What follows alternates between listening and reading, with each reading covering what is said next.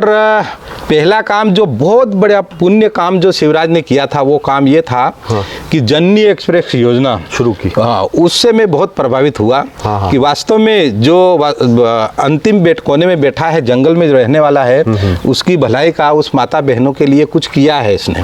दूसरी बात वो प्रभाव, दूसरी बात ये थी कि मैंने पंडित दीनदयाल उपाध्याय जी का एक साहित्य है एकात्म मानववाद, अच्छा, उसमें मैंने पढ़ा पूरा उसको, और उस साहित्य में ऐसी ऐसी बातें दी गई कि धरती से लेके आसमान तक की सुरक्षा, दारू बंद करा रहा, हमारे पैसों का पी रहे हैं, पर जब उनको अच्छी बातें बताई कि इससे ये फायदा और ये नुकसान है, तो उनको समझ में भी आया। और फिर चुनौतियां, तो ऐसा भी मुझे लगा कि अगर काम करने की दृढ़ इच्छा है तो चुनौतियां भी दूर हो जाती है।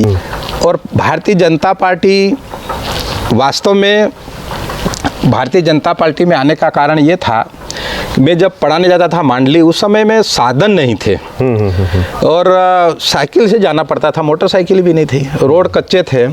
तो ऐसे में मांडली से आगे एक कालीगमा गांव है, वहाँ से एक लड़की को डिलीवरी होना थी और उसको दो लोग कंधे पे उठा के, झोली जिसको बोलते हैं, झोली टाइप, उसमें उठा के कंधे पे तोके ला रहे थे और नांगनवट में उसको डिलीवरी जैसा हुआ और मैं साइकिल से इधर जा रहा था और वो पानी मांग रही थी।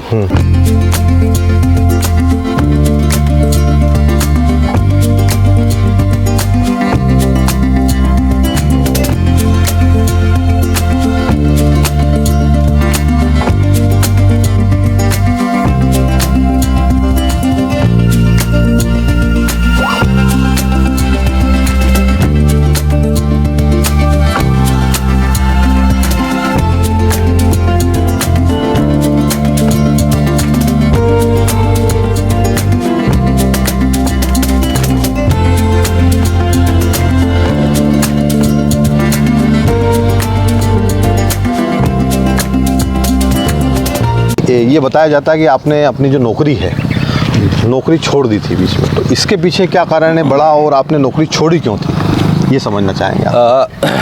मैंने नौकरी वास्तव में इसलिए छोड़ी कि हमारे समाज में, जनजातीय समाज में, आदिवासी समाज में अनेक प्रकार की बुराइयां थी, अनेक प्रकार के खर्चे थे और उसको लेके क्या है कि हमारा समाज दिनों दिन पीछे जा रहा था और ऐसी जो समस्याएं थी, अंदर कुरीतियां थी जिनका बयान करना भी अच्छा नहीं है। दहेज, दारू और ये खर्चे बहुत होते थे। इस कारण समाज के ऊपर जो है कर्ज हो जाता था और उसके लिए बाहर काम पे जाना पड़ता था। इन सारी चीज़ों को लेके मेरे मन में बड़ा दुख था कि इन चीज़ों को यहाँ से समाप्त करना चाहिए और उसको लेके मैंने समाज सुधार संगठन बनाया। उसमें कई लोग जुड़े और जुड़ने के बाद में गांव-गांव में बैठकें करी। अच्छा, हाँ, गांव-गांव में बैठकें करी, हमने समाज को जागृत करने का बेड़ा उठाया। तो आपने जब ये समाज सेवा का काम शुरू किया नौकरी छोड़ के, तो निश्चित रूप से ये होता ही है कि जब हम एक मुख्य धारा से निकल के दूसरी तरफ जब जाते हैं तो बहुत सारी चुनौतियाँ आती है, कठिनाइयाँ आती है। आपने भी कोई चुनौतियों का सामना किया उस समय? हाँ, अनेक प्रकार की चुनौतियाँ आई। अनेक प्रकार के लोगों ने ये भी कहा कि भाई तुम जो है हमारी परंपरा ये देश दापा है, हम बंद करा रहे हो, तो दारू बंद करा रहे हो, तो हमारे पैसों का पी रहे हैं। पर जब उनको अच्छी बातें बताई कि इससे ये फायदा और ये नुकसान है, तो उनको समझ में भी आया। और फिर चुनौतियाँ, तो ऐसा भी मुझे लगा कि अगर काम करने की दृढ़ इच्छा है तो चुनौतियाँ भी दूर हो जाती है। ये मन में विचार करके हमने ये अभियान चलाया और उसका बहुत अच्छा प्रभाव पड़ा। कितने कुल गाँव में आप लोगों ने इसको किया? ये हमारा झाबुआ जिला, रतलाम, राजस्थान और दाहोद तक हमने इस अभियान को फैलाया और लोगों ने स्वीकार किया। तो क्या नाम से शुरू किया था? भील समाज सुधार के नाम से किया था, उसका रजिस्ट्रेशन भी हमने करवाया था और कई लोग हमारे साथ में समाज सेवक जुड़े थे। लेकिन दूसरे जो है यहाँ भी जैसे अभी है वैसा वैसा उस समय में भी जो है खींचातान थी राजनीति में। तो एक पक्ष चाहता था कि समाज सुधरे और एक पक्ष कहता था कि ये लोग इस समाज ने अगर लाएगा तो आपड़ा पेट्रोल ना पैसा पैसा भी नहीं मिलेगा अपना ने। अच्छा। तो इनके पीछे मत लगो और अपने को ये काम नहीं करना, लोगों को बताओ। ऐसे लोग भी बीच में थे। अच्छा, उस समय जैसे कांग्रेस की सरकार थी आपने बताया, तो जब आपने समाज सुधार शुरू किया तो उस समय भी कोई पॉलिटिकल प्रेशर आया किसी गांव में कि ये यहाँ पे क्यों आते हैं, यहाँ पे इनका क्या काम है, इस तरीके का? हाँ, शुरू में जरूर आया, लेकिन बाद में जब लोगों के अंदर ये बात फैल गई कि ये अच्छा काम कर रहे हैं, तो फिर लोगों ने उनकी बात को नहीं माना और हमारी बात को माना उन्होंने, और उसका प्रभाव भी बहुत बढ़िया पड़ा। आज भी आप देख रहे हैं कि शादी वगैरह जो बड़े फंक्शन होते हैं उसमें जैसे मांस मटन बिल्कुल बंद हो गया। शराब की जो वारी होती थी, वारी बोलते हैं हमारे, वो भी बंद हो गई है। रहन सहन में बहुत परिवर्तन आया है। मैं ये नहीं कह रहा कि मेरे कारण ही आया, लेकिन उसमें योगदान फिर धीरे धीरे भगत समाज का भी रहा। भगत आदिवासी गुरु, इधर खुम सिंह महाराज का भी अच्छा उस समय सपोर्ट मिला, गंगू महाराज का भी अच्छा सपोर्ट मिला, राजस्थान से भी अच्छा सपोर्ट किया कुछ संत लोगों ने, आदिवासी संतों ने। इस प्रकार से फिर ये शुरुआत हुई और परिणाम भी आए। ये तो आपने नौकरी का बताया, समाज सुधार के लिए भी आपने काम किए शुरुआत में, लेकिन फिर पॉलिटिक्स में कैसे आपका आना हुआ? आज आप भाजपा के बड़े नेता हैं जिले के, तो उस समय शुरुआत कैसे हुई राजनीति में आने की?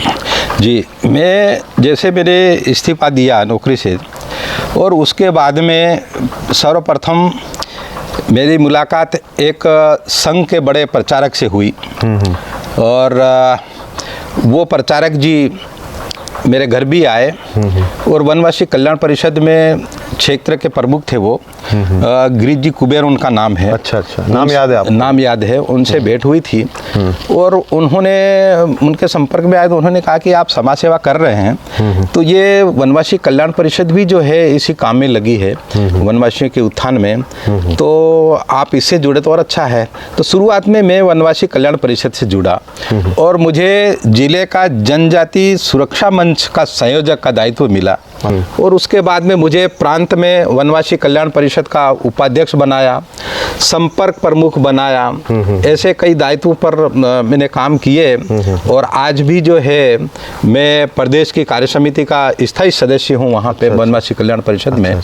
और उसके बाद में फिर मैं राजनीतिक संपर्क में आया और भारतीय जनता पार्टी, वास्तव में भारतीय जनता पार्टी में आने का कारण ये था कि मैं जब पढ़ाने जाता था मांडली, उस समय में साधन नहीं थे और साइकिल से जाना पड़ता था, मोटरसाइकिल भी नहीं थी, रोड कच्चे थे।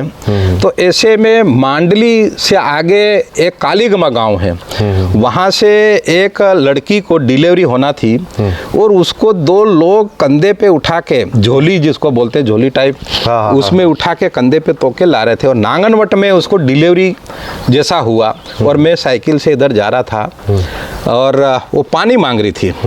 तो अब वो दो लोग थे, मैं दौड़ के गया, पास गांव, ये मकान दूर थे, वहाँ से पानी लाया, घड़े में पिलाया और उस बच्ची को, उस लड़की को वहाँ डिलीवरी जैसा हो रहा था।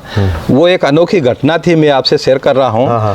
अब उस बच्ची को वहाँ लिटाया, ना तो वो भी डिलीवरी करना जानते थे दोनों व्यक्ति, कोई भी नहीं, लेकिन मैंने सोचा कि ये तो अगर इसकी डिलीवरी नहीं होगी तो ये मर जाएगी यहाँ पर। तो उसको लेटाया और मैंने उनसे कहा कि यार भाई, अनुभव तो नहीं है लेकिन अब ये वैसे ही जा रही है तो इसको बचाना चाहिए। तो पहली डिलीवरी भी मैंने वहाँ उसकी कराई। अच्छा, हो गया सब? हाँ, सफल हो गई वो डिलीवरी और मेरे को बड़ा आनंद आया कि मेरे कारण जो है इस बच्ची की जान बच गई। तो वहाँ पे डिलीवरी कराई, बच्चे का नार बार पत्थर से हमने काटा और वापस उनको घर भेजा। तो मेरे मन में ये भारतीय जनता पार्टी की सरकार आई, शिवराज की सरकार बनी और पहला काम जो बहुत बड़ा पुण्य काम जो शिवराज ने किया था वो काम ये था कि जननी एक्सप्रेस योजना शुरू की। उससे मैं बहुत प्रभावित हुआ कि वास्तव में जो अंतिम कोने में बैठा है, जंगल में जो रहने वाला है, उसकी भलाई का उस माता बहनों के लिए कुछ किया है इसने। दूसरी बात वो प्रभाव, दूसरी बात ये थी कि मैंने पंडित दीनदयाल उपाध्याय जी का एक साहित्य है, एकात्म मानववाद। अच्छा, उसमें मैंने पढ़ा पूरा उसको और उस साहित्य में ऐसी ऐसी बातें दी गई कि धरती से लेके आसमान तक की सुरक्षा, जीव जंतु, प्रत्येक जीव जंतु, मानव की बात तो अलग, लेकिन प्रत्येक जीव जंतु, जल, जंगल, जमीन, वृक्ष, पेड़ पौधे, सबकी सुरक्षा होना चाहिए। और इन सब का आपस में तालमेल है और तालमेल रहेगा तब ये जीव यहाँ पर रहेगा। ऐसी ऐसी बातें उसमें दी गई है और उसी को लेके, उन्हीं सिद्धांतों को लेके भारतीय जनता पार्टी कार्य कर रही है। जब मुझे ऐसा लगा है कि वास्तव में ये तो भारत का ही नहीं, नागरिक का ही नहीं, मनुष्य की नहीं, विश्व का कल्याण की बात कर रही है पार्टी, तो इसमें जाना चाहिए। और कांग्रेस का मुझे पूरे पहले अनुभव था सही बात है। क्या होता है, बिल्कुल तो यही विचार करके मैं भारतीय जनता पार्टी की अच्छाई के कारण, उसके अच्छे सिद्धांत, अच्छे विचार, उससे प्रभावित होकर भारतीय जनता पार्टी ज्वाइन की मैंने।